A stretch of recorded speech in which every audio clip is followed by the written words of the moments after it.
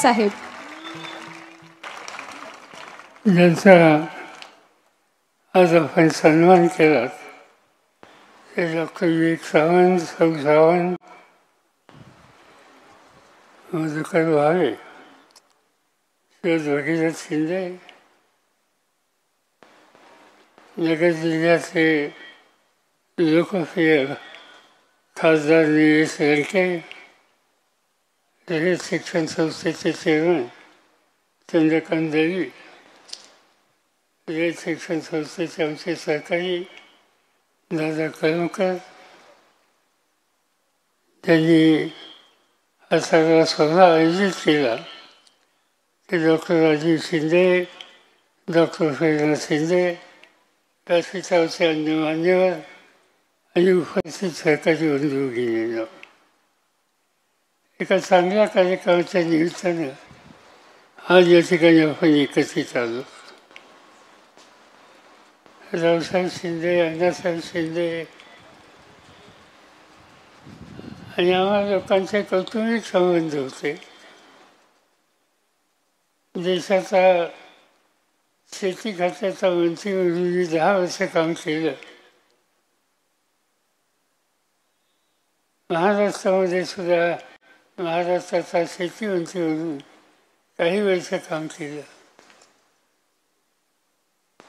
आणि संबंध देशामध्ये शेतीच्या क्षेत्रात जे काही बदल झाले, संशोधनं झाली, त्याच्याशी सुसंवाद ठेवण्याचं काम मी सातत्याने त्या काळात केलं होतं. आणि ते पाहिलं त्याने. अण्णासाहेबांचं कर्तृत्व आणि दृष्टी हे आपल्याला जवळून बघता येतं. या देशामध्ये Indian council for agriculture research नावाची संस्था आहे आणि या संस्थेचा मी 10 वर्ष अध्यक्ष होतो. या संस्थेमध्ये तुम्हाला गंमत वाटेल, 5,000 सायंटिस्ट काम करतात आणि ते वेगवेगळ्या विषयाचे आहेत. कुणी पिकाच्या संबंधित आहे, कुणी गव्हावर काम करतं, कुणी उसावर काम करतं, कुणी फळांच्यावर काम करतं, केळीवर काम करतं, गाईवर काम करतं, म्हशीवर काम करतं. तुम्ही जर राजस्थानमध्ये गेलात तर उंचावर सुद्धा काम करणारी संस्था, अशा अनेक संस्था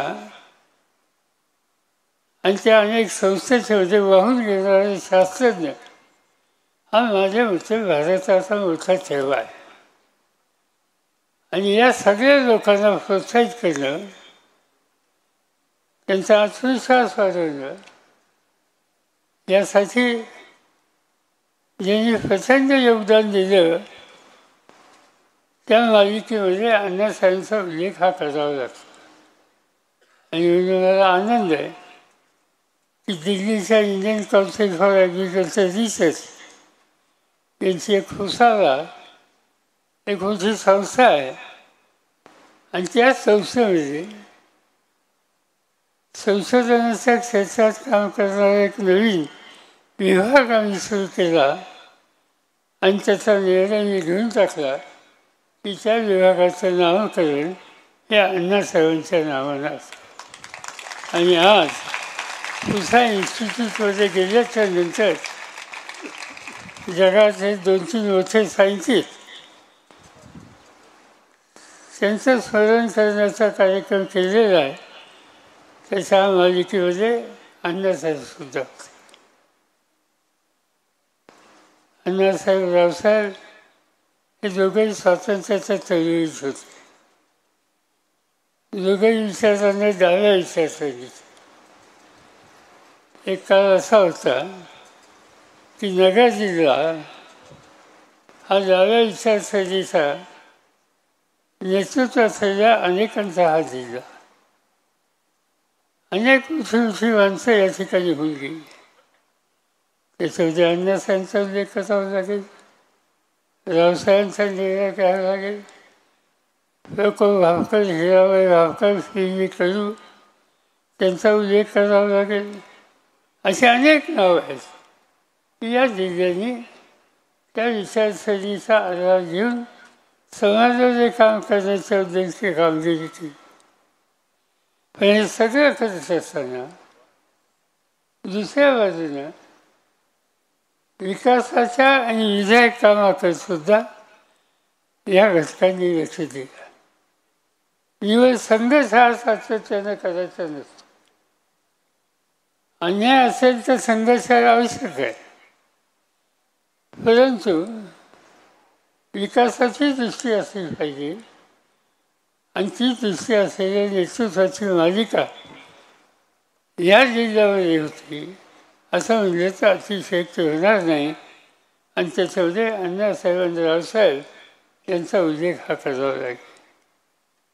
रावसाहेबांनी आम्ही लोकांनी रयत शिक्षण संस्थेमध्ये अनेक वर्ष काम केलं, अनेकदा एकत्र प्रवास केले, विविध प्रश्नाच्या संबंधीच्या चर्चा केल्या, काहीतरी नवीन सुरू केलं पाहिजे, खेड्यापाड्याच्या मुलांना आत्मविश्वास वाढेल असं काम केलं पाहिजे, या दृष्टीनं पावलं टाकली.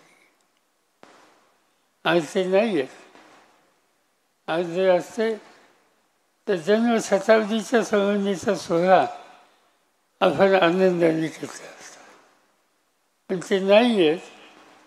पण त्यांनी उभं केलेलं काम हे महाराष्ट्राच्या जिल्ह्यामध्ये शैक्षणिक क्षेत्रामध्ये आहे, याच्यावर विश्वास आपल्याला कधी वाटणार नाही.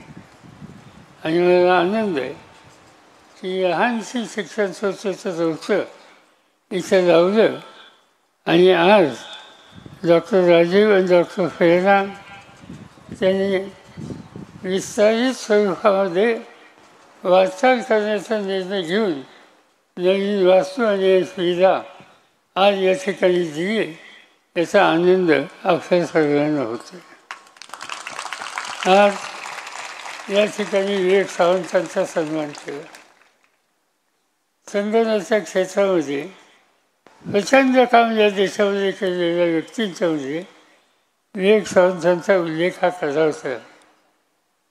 मला आकडे लक्षात नाही, पण काही लाखामध्ये जी संस्था आपण उभी केली, महाराष्ट्र नॉलेज कॉर्पोरेशन, आणि जी खऱ्या अर्थानं विस्तारित स्वरूपात महाराष्ट्रामध्ये वाढवली, देशामध्ये वाढवली, त्याच्यामध्ये डॉक्टर सावंतांचं योगदान प्रचंड आहे. आणि त्या योगदानामधनं या संस्थेच्या माध्यमातून काही लाख विद्यार्थी संगणकाच्या क्षेत्रामध्ये यशस्वी झाले. मला आठवत नाही, पण मला असं वाटतं की हे जे काम केलं हे भारतापुरतं सीमित नव्हते. मला वाटतं काही आखाती देशात सुद्धा तुमचे विद्यार्थी होते. किती होते मला लक्षात नाही. हजारो भारताच्या बाहेर अन्य देशामध्ये हजारो विद्यार्थ्यांना संगणकाच्या संबंधीचं ज्ञान देण्याच्या संबंधीच्या कामाच्या पाठीमागं डॉक्टर विवेक सावंत होते आहे, याचा आनंद आपल्या सगळ्यांना आहे. आणि म्हणून त्यांचा सन्मान तुम्ही या ठिकाणी केला. जे सांगण्यात आलं ही गोष्ट खरी आहे की एक काळ असा होता, महाराष्ट्राच्या कानाकोपऱ्यामध्ये आम्ही काही लोकांनी ठिकठिकाणी जाऊन लोकांच्या जागृती तयार करण्याचं काम हे केलं. आणि त्याचं सूत्र एकच होतं, तुम्ही शिक्षित आहात का अशिक्षित आहात. आणि जोपर्यंत तुम्ही संगणक शिक्षित होत नाही, मी तुम्हाला शिक्षित म्हणणार नाही.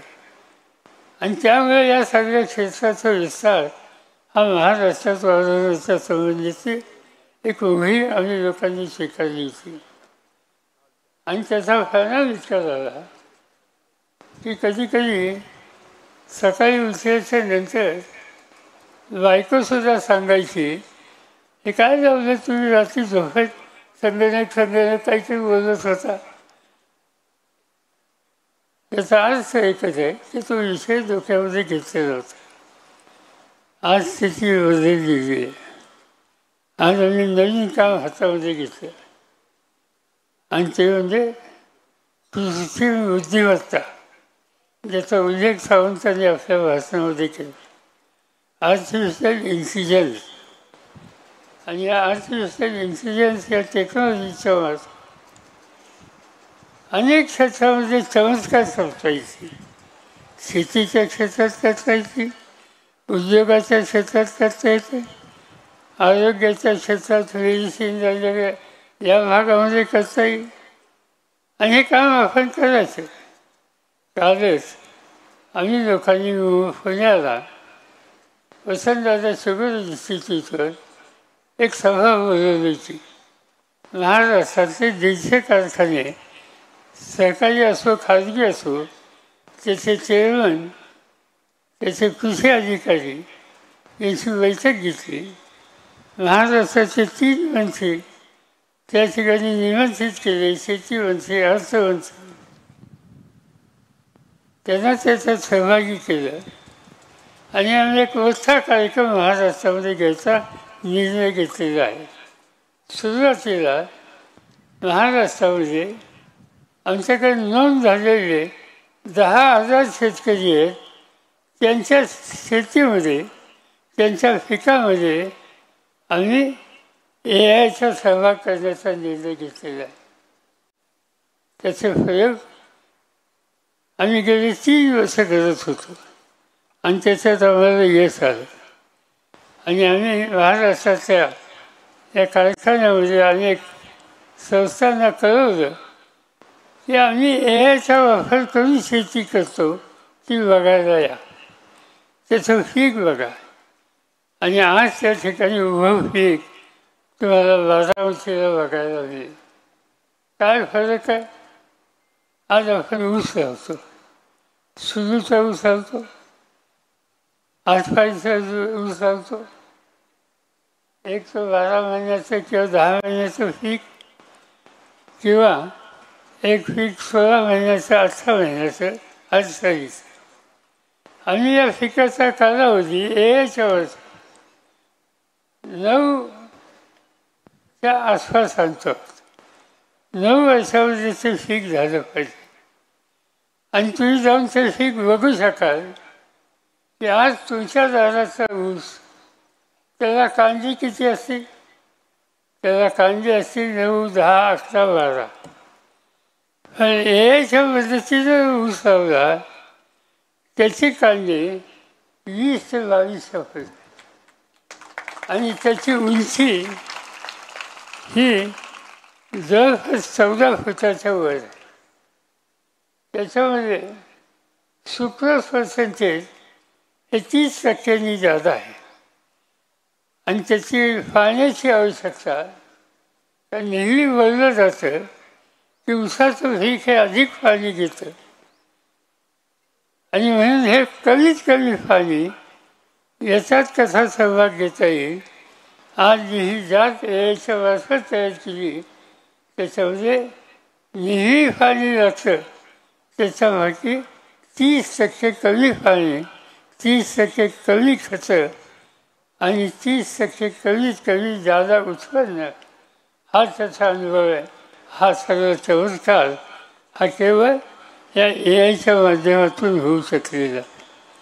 आणि हे फक्त ऊसापुरतं नाही, हे तुम्ही केळीला घेऊ शकता, सोयाबीनला घेऊ शकता, साळीचं पीक कोकणामध्ये घेतात ते घेऊ शकता. अशा अनेक पिकांना आपण या गोष्टीचा सहभाग करून घेऊ शकतो. मला आनंद आहे की रयत शिक्षण संस्थेनं त्यांच्या सगळ्या शाखेमध्ये AIच्या संबंधीचं जाण नव्या पिढीत कसं येईल आणि त्या शाखेमध्ये AIवर आधारित पिकं घेतल्याची काही उदाहरण घेण्याच्या संबंधीचा संकल्प केला. आणि तो कार्यक्रम आज रयत शिक्षण संस्था करतात. मला आनंद एका गोष्टीचा आहे की महाराष्ट्र सरकारने काल आम्ही सांगितल्याच्या नंतर एक निर्णय घेतला. अर्थमंत्र्यांनी तो जाहीर त्या ठिकाणी केला.